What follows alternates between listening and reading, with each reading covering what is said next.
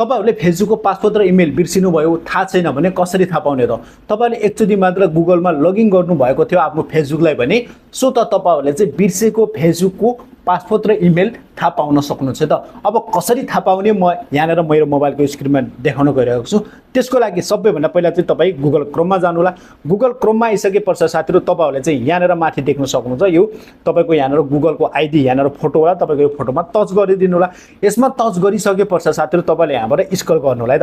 school गरिसके पश्चात यहाँनेर देख्न सक्नुहुन्छ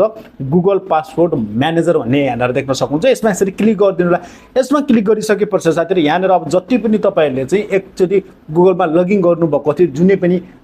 एपहरुमा लगइन गर्नु भएको छ आफ्नो पासवर्ड इमेल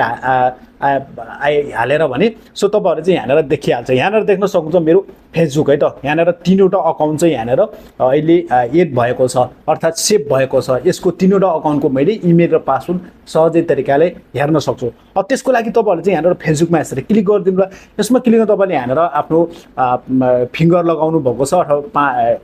प्याटर्न लगाउनु भएको छ त्यसलाई अनलक गरिदिनु अनलक गर्न बित्तिकै साथीहरु यहाँनेर देख्न सक्नुहुन्छ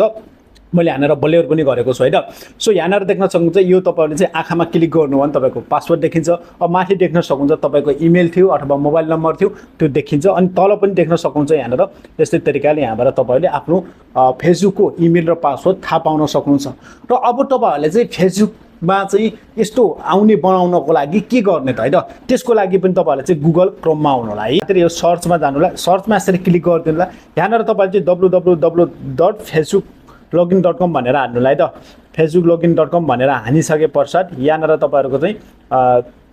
आइहाल्छ यहाँनेर देख्न सक्नुहुन्छ यो चाहिँ हेर्दा यसमा क्लिक गरेर तपाईहरुले आफ्नो इमेल र पासवर्ड हालिदिनु होला अनि सेभ गरिदिनु होला यति सेभ गर्नुभयो भने तपाईले जिन्दगी तपाईले आफ्नो फेसबुकको इमेल पासवर्ड बिर्सिनु भयो तर यहाँनेर तपाईले चाहिँ गुगल क्रोममा जानु भने आफ्नो फेसबुकको इमेल र पासवर्ड सहजै तरिकाले पत्ता लगाउन सक्नुहुन्छ है त